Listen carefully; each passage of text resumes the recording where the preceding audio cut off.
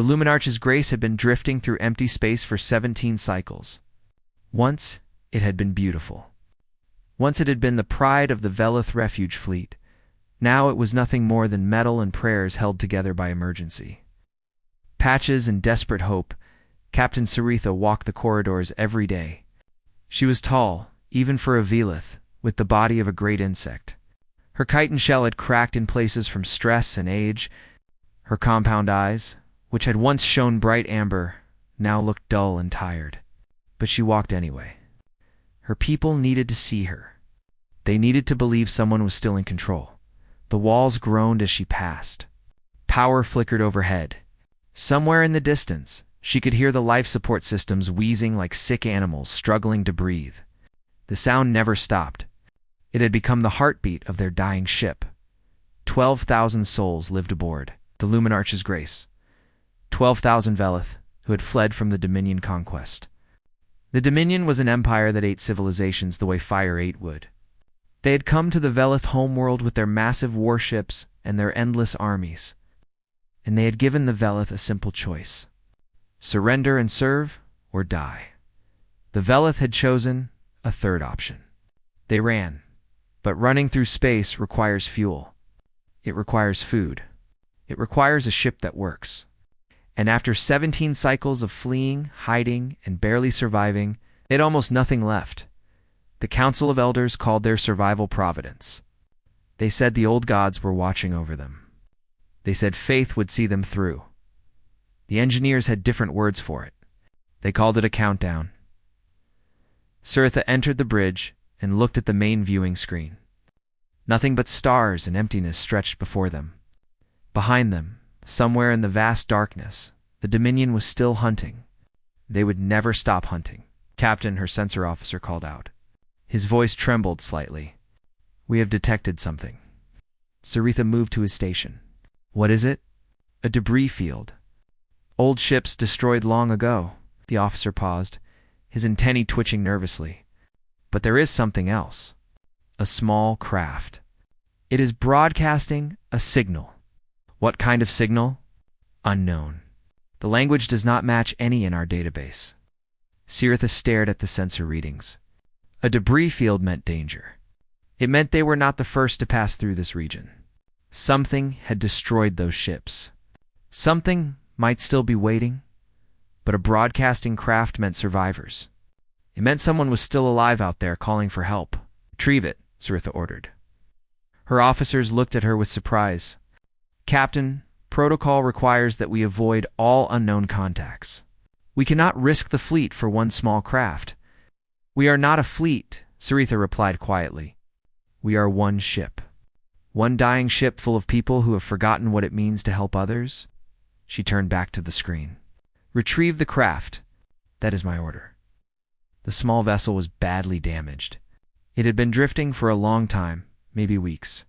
Inside, the rescue team found a single creature lying unconscious in a makeshift bed. The creature was strange. It had soft skin with no protective shell. Its body was bizarrely symmetrical, with 2 arms, 2 legs, and a single head covered in dark hair. It looked fragile, breakable, like something that should not have survived. Even a day in the harsh emptiness of space, the medical team brought the creature to the healing bay. They studied it carefully, taking samples, running tests. The creature was male. Its biology was completely foreign to them. It should not have survived as long as it did, but it had survived. Somehow, against all logic, it was still alive. When the creature finally woke up, Saritha was there to meet it. Its eyes opened slowly. They were strange eyes, both pointing forward like a predator's. They scanned the room, taking in the towering insectoid Velith standing around the bed, the flickering lights, the strange smells of rust and burning incense that filled the ship. Saritha expected the creature to scream. She expected fear, panic, maybe violence. Every other species they had encountered reacted that way when facing the unknown. The creature did not scream. Instead, it laughed. Awakened, Saritha said carefully, her translator device turning her clicks and chirps into sounds the creature could understand. I am Captain Saritha of the Velith refuge ship Luminarch's Grace. We rescued you from the debris field. Who are you? The creature sat up slowly, still looking around with those strange predator eyes. Name's Marcus Cole, it said. Human, deep space salvage operator.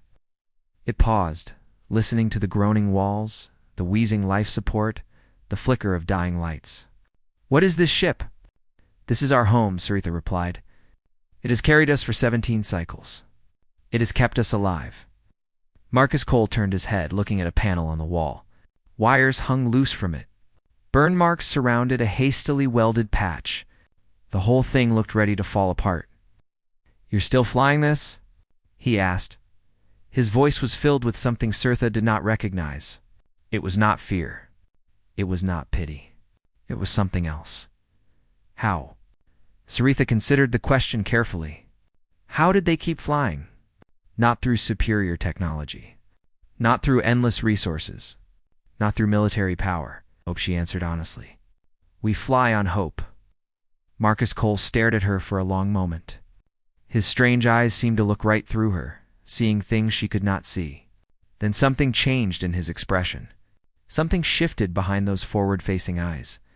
Saritha had met many species in her long life. She had seen greed, fear, hatred, and cruelty in the eyes of aliens. But she had never seen what she saw in this human's eyes. It was hunger. Not hunger for food or water or power. It was hunger for something else entirely. It was the hunger of someone who had just found a challenge worth facing.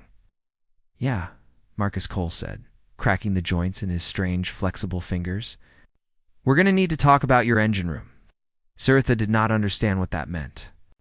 She did not understand why this small, soft creature was not afraid. She did not understand the strange light that had entered his eyes. But somewhere deep inside her tired old heart, for the first time in 17 cycles, she felt something other than despair. She did not have a word for it yet. Later, she would learn that humans called it possibility. The Velith did not know what to make of the human. Marcus Cole did not act like any creature they had ever encountered. He did not rest. He did not pray. He did not sit quietly and wait for others to tell him what to do. Instead, he moved. He crawled through tight spaces that no Velith could fit into. He climbed up walls and squeezed into conduits. He touched everything, examined everything, and asked questions about everything. Strange questions. Uncomfortable questions. Why is this pipe running through the sleeping quarters? He asked on his second day aboard. Who designed a power coupling that you have to take apart just to change a fuse? What do you mean you've been venting excess heat into the water recyclers? Are you trying to cook yourselves? The engineering cast was deeply insulted. The Luminarch's grace was an ancient vessel. Its design had been blessed by the architects of the old era, holy builders whose wisdom was beyond question. The ship was sacred. To question its design was to question the gods themselves. But Marcus Cole did not believe in the Velith gods. He did not care about sacred traditions. He cared about one thing only. Did it work? Look, he said to the chief engineer, a massive Velith named Torin, who towered over him by 3 feet. I don't care who designed this ship. I don't care how old it is. I don't care if the great space whale himself blessed it with his holy flippers. What I care about is that your oxygen recyclers are running at 40% efficiency because someone decided to route them through the warmest part of the ship. Torin's mandibles clicked angrily. The architects knew what they were doing. We cannot simply change their sacred designs. The architects are dead, Marcus replied bluntly. You're not. Let's keep it that way. Within a week, Marcus had improved the oxygen efficiency by 40%. He did it using nothing but salvage from the debris field where they had found him in what he called common sense.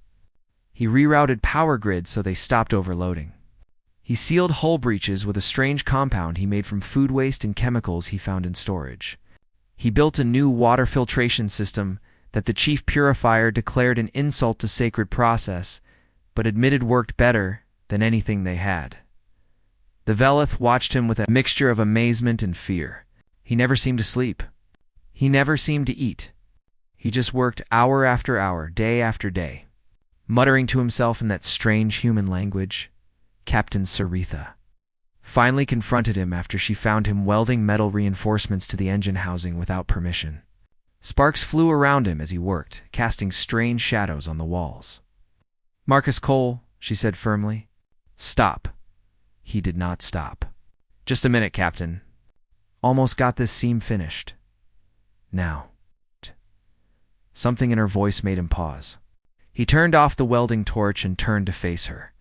Sweat dripped down his soft skin. Grease and dirt covered his strange garments. His eyes looked tired, but still held that strange, hungry light. "Why are you doing this?" Sirtha demanded. "You owe us nothing. We saved your life, yes, but we did not ask for payment. You could have requested that we leave you at the nearest outpost. You could have gone back to your own people. Instead, you spend every moment working on a ship that is not yours, for people who are not your kind." Marcus wiped the grease from his face with a dirty cloth. He was quiet for a long moment, thinking.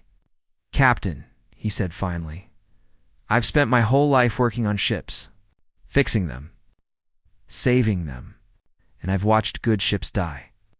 His voice grew softer. "I've felt them go cold under my hands because I couldn't fix them fast enough. I've heard the last breath of engines that gave everything they had and still weren't enough." He gestured to the walls around them. The metal hummed with the vibration of struggling systems. Somewhere in the distance, a pipe rattled. The air smelled of oil and rust. "This ship is screaming for help," Marcus said. "Can't you hear it? Every groan, every flicker, every wheeze from the life support. It's crying out for someone to fix it. And there are 12,000 people on board betting their lives on hope alone." He looked at Sirtha with those strange predator eyes. "Hope is a beautiful thing, Captain. It really is. It can keep people going when nothing else will. But hope is a terrible load-bearing structure. You can't build a foundation on it. You can't hold a ship together with it. Eventually, hope runs out, and when it does, you need something stronger to stand on." He picked up his welding torch again. "Let me give your people something stronger." Sirtha did not know how to respond. No one had ever spoken to her like this. No one had ever offered to help without wanting something in return. The galaxy was a cruel place. Everyone wanted something, but this human seemed to want nothing except to fix things. Word spread through the ship. The strange, soft creature from the debris field was changing things. He was making improvements. He was fixing problems that had existed for years. And he was teaching. That was the strangest part. Marcus Cole did not guard his knowledge like a treasure. He shared it freely with anyone who wanted to learn. Young Velith engineers began approaching him nervously at first, expecting him to chase them away. Instead, he welcomed them. He showed them how to read system diagnostics. He taught them how to spot problems before they became disasters. He explained concepts that their sacred texts had never mentioned. The architects knew a lot. He admitted one day to a group of young engineers, but they didn't know everything. Nobody does. The universe keeps throwing new problems at us, so we have to keep learning new solutions. That's what engineering is. Not just following old rules. It's thinking for yourself. It's looking at something broken and asking, how can I make this better? The young engineers began calling themselves the Afflicted. It was a joke at first. A way of mocking the elders who said the humans' ideas were a disease infecting their sacred traditions. But soon the name became a badge of honor. The Afflicted were the ones who worked alongside Marcus Cole. The Afflicted were the ones who were saving the ship. And slowly, something miraculous began to happen. The Luminarch's grace stopped groaning. The constant wheezing of the life support grew quieter, steadier, stronger. The lights stopped flickering. The air grew cleaner. The walls stopped rattling. For the first time in 17 cycles, the ship did not sound like it was dying. It sounded like it was waking up. Captain Sirtha stood on the bridge one evening. Listening to the quiet hum of systems that finally worked properly, she thought about the human down in the engine room, still working, still teaching, still fixing. She had asked him why he was doing this. He had talked about giving them something stronger than hope, but Sirtha was beginning to think he had given them something else entirely. He had given them belief. Belief that things could get better. belief that they were not helpless victims waiting to die, belief that even the most broken things could be repaired if someone cared enough to try. And that belief, she realized, was more powerful than any weapon the Dominion possessed. 2 months passed, and the ship became something new. The Luminarch's Grace no longer looked like a dying refugee, vessel held together by prayers and rust. It no longer sounded like a wounded animal struggling to breathe. The hull gleamed with fresh armor plating that Marcus had salvaged from asteroids and nearby systems. The engines burned clean and hot, capable of speeds that made the navigation officers dizzy with terror and excitement. Marcus had not simply repaired the ship. He had transformed it every day, brought new changes. The afflicted worked alongside him constantly, learning his methods, adopting his strange human way of thinking about problems. They reinforced structural weak points. They upgraded power distribution networks. They installed backup systems for backup systems. Because Marcus believed that everything important should have it. At least 3 ways to keep working if something failed. But the biggest changes were the ones that made the Council of Elders nervous. Weapons. Had found them in the debris fields they passed through. Broken turrets from destroyed warships. Damaged missile launchers. Targeting systems that needed only minor repairs. Piece by piece, he had gathered them. Piece by piece, he had installed them on the Luminarch's Grace. "This is wrong," Elder Keth declared during an emergency council meeting. He was ancient, even by Velith standards, with a shell so old it had turned pale gray. "We are a peaceful people. We fled the Dominion because we refused to become killers. Weapons are their tools, not ours. If we arm ourselves, we become no better than them." Marcus had been invited to attend the meeting. He stood quietly in the corner, listening to the debate rage around him. The elders argued back and forth, their clicks and chirps filling the chamber with angry sound. Finally, Captain Siritha raised her hand for silence. "Marcus Cole," she said, "you have heard the concerns." "What do you say?" Marcus stepped forward. Every compound eye in the room turned toward him. The strange, soft creature who had changed so much in such a short time, Delder Keth, Marcus said respectfully. "With all due respect, you're wrong about something. You say you fled the Dominion because you refused to become killers. But that's not really true, is it? You fled because you couldn't fight. You didn't choose peace over war. You chose running because running was the only option you had." Keth's mandibles clicked angrily, but Marcus continued. "There's nothing wrong with wanting peace. Peace is good. But there's a difference between choosing peace because you believe in it and accepting peace because you're helpless. One is strength. The other is just survival." He looked around the room at the gathered elders. "I'm not asking you to become conquerors. I'm not asking you to attack anyone. I'm asking you to stop being prey. I'm asking you to give yourselves a choice. If the Dominion finds you tomorrow, you should be able to choose whether to fight or run. Right now, you can only run. And one day, you won't be able to run anymore. What happens then?" The chamber fell silent. Captain Siritha spoke into the quiet. Her voice was soft, but it carried the weight of 17 cycles of suffering. "I've watched my clutchmates starve because we could not hunt for resources. I have watched our sick die because we could not trade for medicine. I have watched our young grow up knowing only fear, only running, only hiding in the dark." She stood, her old shell creaking with the effort. "I do not wish to make war. War is terrible. But I am tired of being something that war happens to. I am tired of teaching our children that their only purpose is to survive long enough to run again." She looked at Elder Keth with eyes that held both respect and determination. "The human is right. We did not choose peace. We accepted powerlessness because we had no other choice. Now we have a choice. We can remain helpless, or we can become something more. I say we become more." The vote was close. Many elders still opposed the weapons. But in the end, the council approved the installation of defensive systems, not offensive weapons, they insisted.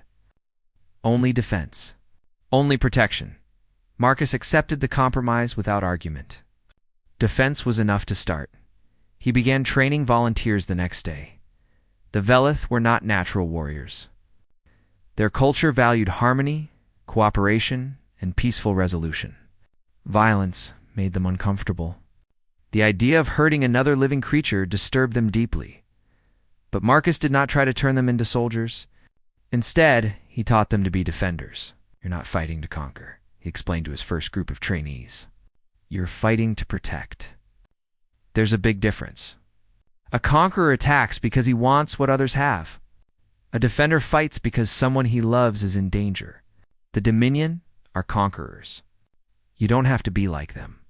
You just have to be strong enough to make them regret attacking you. He taught them tactics from human history. Stories of small groups defeating larger forces through cleverness and courage. Stories of ambushes and traps and strategic retreats. Stories of people who refused to surrender even when surrender seemed like the only option. The Velith were surprised to learn that humans had so many wars in their history. It seemed strange that such a small, fragile species had spent so much time fighting each other.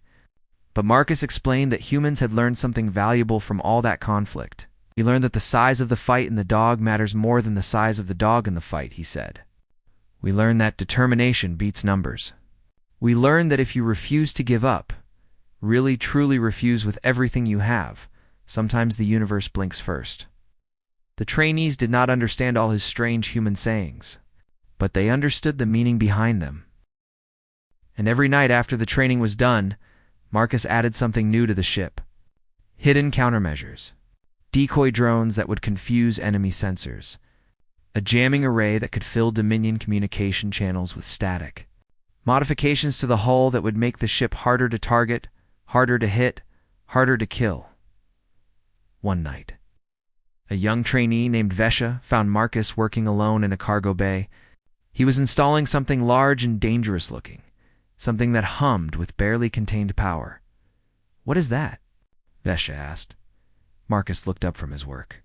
His face was tired, but his eyes still held that strange, hungry light. "Insurance," he said. "I do not understand." Marcus smiled. That unsettling human expression that showed his teeth. "You know what the Dominion expects from you, Vesha? They expect you to be victims. They expect you to run. They expect you to be scared and weak and helpless. That's what makes them confident. That's what makes them careless." Turn back to the machine he was building. "This is what happens when they're wrong." Vesha watched him work for a while longer. She did not understand everything the human was planning. She did not understand all his strange machines and modifications. But she understood one thing clearly. The Luminarch's grace was no longer a dying refugee ship held together by hope. It was becoming something else. Entirely. Something that would make the Dominion regret. The day they first heard the name Velith, the Dominion came without warning. One moment the sensors showed empty space. The next moment they screamed with alerts as three massive shapes dropped out of faster than light. Traveled directly in front of the Luminarch's grace, three heavy cruisers, each one bristling with enough weapons to destroy a small moon. Behind them came a carrier ship, its belly swollen with hundreds of fighter craft ready to swarm and kill. Captain Suritha stood on the bridge and felt her hearts go cold. 17 cycles of running. 17 cycles of hiding and hoping and praying. It had all come down to this moment. The hunters had finally caught their prey. The communication system crackled to life. "Refugee vessel. This is Subjugator Vral of the Dominion Subjugation Fleet." The voice was cold and cruel, filled with the confidence of someone who had never known defeat. "You will power down all systems immediately. You will surrender your population for processing. You will accept your rightful place in service to the Dominion. Resistance will result in immediate annihilation. You have 30 seconds to comply." The bridge fell into terrified silence. Suritha looked at her officers. She saw the fear in their compound eyes. She saw the trembling in their limbs. 17 cycles of running had taught them that this moment would come. 17 cycles of survival had taught them that, when it did, they would have only one choice: surrender or die. But that was before the human came. "Tactical status," Suritha said, her voice steady. Marcus Cole stood at the newly installed tactical station. His fingers moved across controls that had not existed 2 months ago. His face was calm, focused, showing none of the terror that gripped everyone else on the bridge. Ow. Defensive systems online, Captain. Shields at full power. Point defense batteries charged and ready. Decoy drones standing by. Jamming array prepared for activation. He looked up at her with those strange predator eyes. The ship is ready. The question is whether you are. They stared at the view screen. The Dominion fleet hung in space like a promise of death. They were massive. They were powerful. They had conquered 1,000 worlds and crushed 1,000 species. What chance did one old refugee ship have against such might? 20 seconds, the Dominion voice announced. Saritha thought about her people. 12,000 souls who had trusted her to keep them safe. She thought about the young ones who had never known anything except fear and running. She thought about the old ones who had watched their homeworld burn.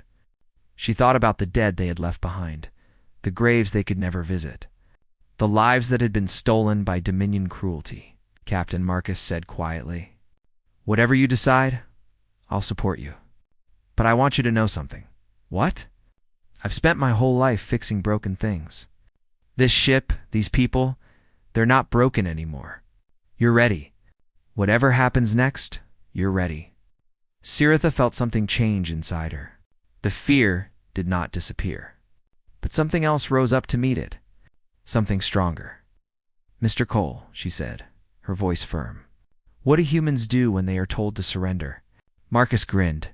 It was that strange human expression, teeth showing, eyes bright with something that looked almost like joy. "Historically, Captain, we ask, or what?" 10 seconds, the Dominion voice warned. Saritha opened a channel to the enemy fleet. Every eye on the bridge turned to watch her. This was the moment that would decide everything. "Dominion fleet," she said. "This is Captain Saritha of the Velith-free ship Luminarch's Grace. We decline your offer." The communication channel went silent. She could almost feel the surprise radiating from the enemy ships. "You have 10 seconds to withdraw from our presence," Saritha continued. "Before we demonstrate why." For a long moment, nothing happened. Then the Dominion cruisers opened fire. What followed would become legend. The Luminarches. A Grace moved like nothing the Dominion had ever seen.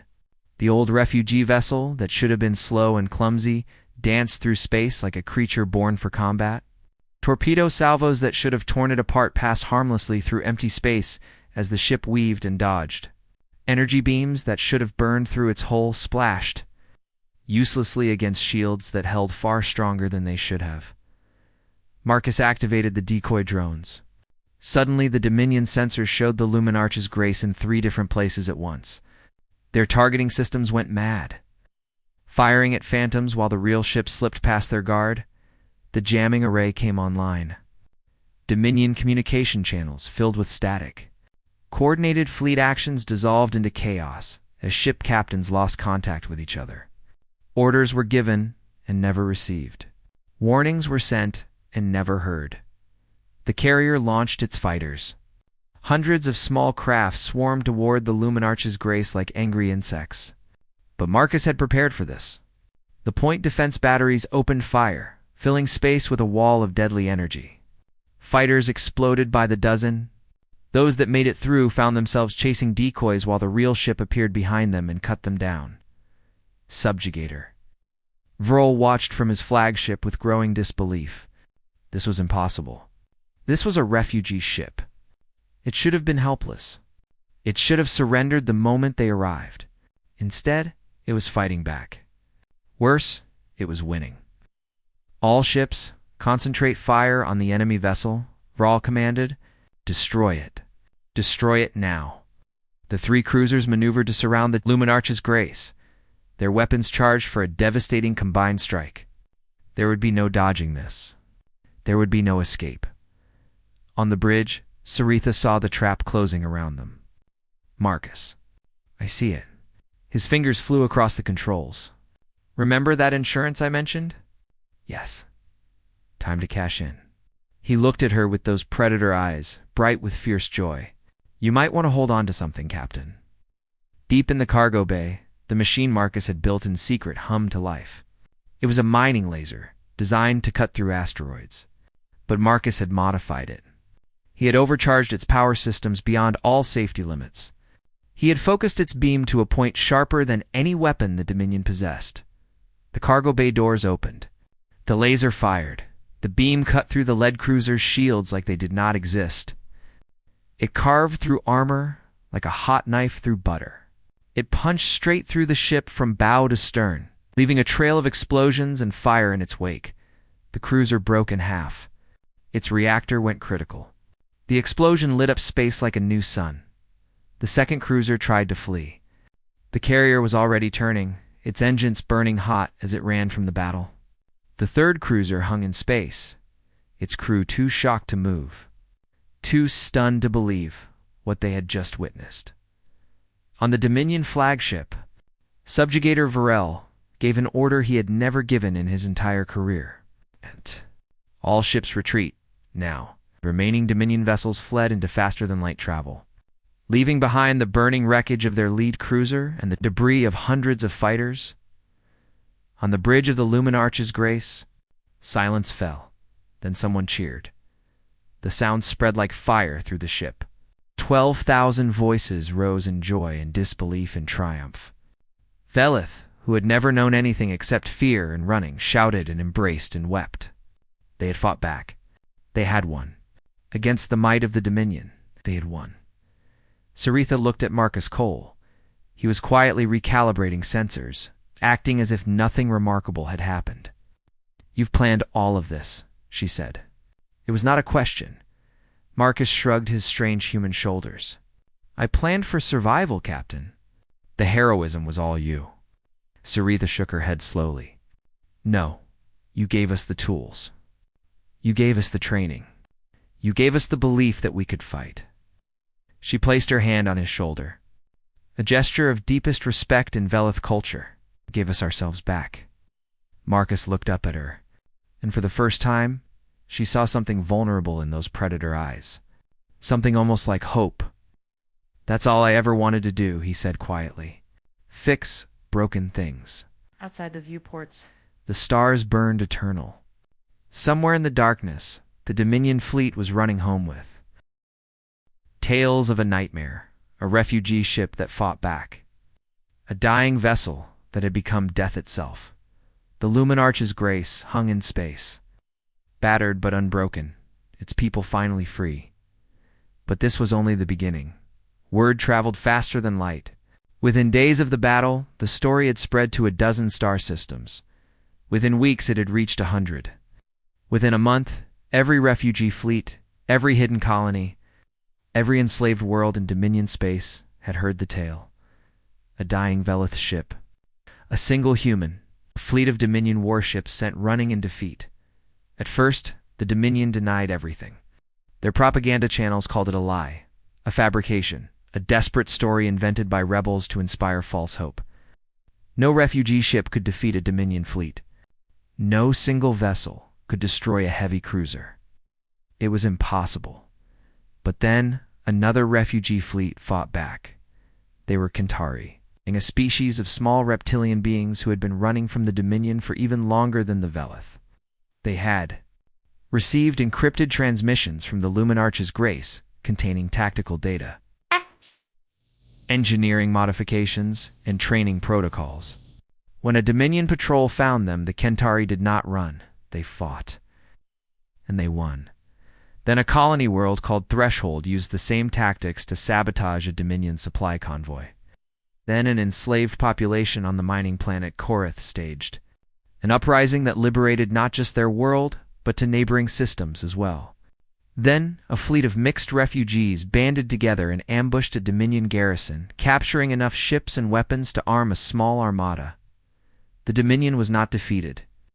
Their empire was vast, their armies endless, their power immense. But for the first time in centuries, they felt something they had almost forgotten. Fear. The Luminarch's Grace became a symbol. Ships traveled from across the galaxy to find it, to join it, to learn from it. Some came seeking protection. Some came seeking revenge. Some came simply because they had heard the stories and wanted to see for themselves if they were true. Captain Saritha welcomed them all. The single refugee vessel became a fleet. 2 ships, then 5, then 20. They called themselves the Free Fleet, and their ranks grew larger every day. Different species, different cultures, different histories, all united by a single shared truth. They were done running. Marcus Cole worked harder than ever, trained engineers from a dozen different worlds. He modified ships of every design and origin. He developed new tactics, new weapons, new ways of turning weakness into strength. The young Velith who had once called themselves the Afflicted became teachers themselves, spreading Marcus's methods throughout the growing fleet. Years passed, gray touched Marcus's hair. Lines appeared on his face, but he never stopped working. He never stopped teaching. He never stopped believing that broken things could be fixed. One evening, Captain Saritha found him sitting alone in an observation room, staring out at the stars. The Free Fleet hung in formation around them, dozens of ships representing dozens of species, all of them transformed from victims into warriors. "You could return to human space," Saritha said quietly, settling beside him. "You have done more than anyone could ever ask. Your people would welcome you as a hero." Marcus smiled softly. It was a gentler expression than the fierce grin he showed in battle, touched with something like sadness. "You know, Captain, I spent my whole life as a salvage operator, flying around the edges of civilization, looking for broken ships, trying to fix them before it was too late, outside at the fleet outside. This is the same thing, really. Just on a bigger scale, but you could go home. Home." Marcus was quiet for a moment. "When I was drifting in that debris field, waiting to die, I thought a lot about home, what it meant, where it was." He turned to look at her with those strange, forward-facing eyes. "I realized something. Home isn't a place. It's a purpose. It's knowing that what you're doing matters. It's being surrounded by people who need you." He looked back out at the stars. "This is my home now, Captain. This ship, this fleet. People who were supposed to be victims and decided to become something else instead." His voice grew soft. "I'm not leaving. Not ever." Saritha was quiet for a long time. When she finally spoke, her voice was thick with emotion she rarely showed. "We called this ship the Luminarch's Grace because we believed grace would save us. Divine favor, blessed fortune. We thought the gods were keeping us alive." She clicked her mandibles softly, a Velith sound of rueful laughter. "We were wrong. The gods did not save us. You did, you and your stubborn human refusal to accept the impossible." She stood and looked out at the fleet that had grown from nothing but hope and determination. "Perhaps we should rename the ship, something more fitting for what it has become." Marcus raised an eyebrow. "What did you have in mind?" "Humans have a word. Doom. But not the kind that means ending. It's the kind that means judgment. Fate. The inevitable consequence of underestimating your enemy." Her compound eyes gleamed with fierce pride. "The Dominion looked at us and saw victims. They looked at this ship and saw weakness. They were wrong. Now they will pay the price for their mistake." She looked down at him. "The doom of tyrants. That is what this ship has become. That is what we all have become because of you." Marcus stood slowly. His old bones ached, but he ignored them. He had been ignoring pain his whole life. There was always too much work to do. "I like it," he said, in the gilded halls of Dominion High Command, far across the galaxy. The leaders who had conquered 1,000 worlds gathered in secret council. They spoke in whispers, afraid to let their subjects see their uncertainty. The rebellion was spreading. The Free Fleet was growing. Systems that had been obedient for generations were now rising up, inspired by stories of a single ship that had refused to die. How had this happened? How had centuries of dominance been threatened by one battered refugee vessel? The answer, they were beginning to realize, was simple. A human, a single, fragile, insignificant human had looked at a dying ship full of desperate refugees and decided to fix it. He had given them weapons. He had given them training. He had given them something far more dangerous than any technology. He had given them belief. Belief that they could fight back. Belief that they could win. Belief that the mighty Dominion was not invincible after all. and belief once ignited was almost impossible to extinguish. On the bridge of the newly renamed Doom of Tyrants, Captain Saritha stood beside Marcus Cole and watched their fleet prepare for the next battle. Dozens of ships, thousands of warriors, all of them ready to fight for their freedom. "Are you afraid?" she asked him. Marcus considered the question carefully. "Yes," he admitted. "Always. Every battle, every fight, every time we go into danger. Fear never goes away." "Then how do you keep going?" Marcus smiled, that strange human expression that had once seemed so unsettling and now felt like home. "Because hope is beautiful, Captain. But hope with hands. Hope that can build and fight and refuse to surrender. That is how civilizations survive." He looked at her with eyes that had seen too much death and still believed in life. "The Dominion thinks they're fighting a fleet. They're wrong. They're fighting an idea. You can't kill an idea with weapons." Outside the viewports, the stars burned eternal. Somewhere in the darkness, the Dominion waited, powerful and afraid. The war was far from over. There would be more battles, more losses, more sacrifices. But the Velith, who had once known only how to run, now knew how to stand. And across the galaxy, on worlds that had never heard of humans before, people whispered a new story. The story of a dying ship rebuilt into a weapon. The story of refugees transformed into warriors. The story of a single human who had looked at the impossible and said, "Not impossible, just difficult." They whispered, and they wondered. And they began to believe. The doom of tyrants had arrived, and it had only just begun.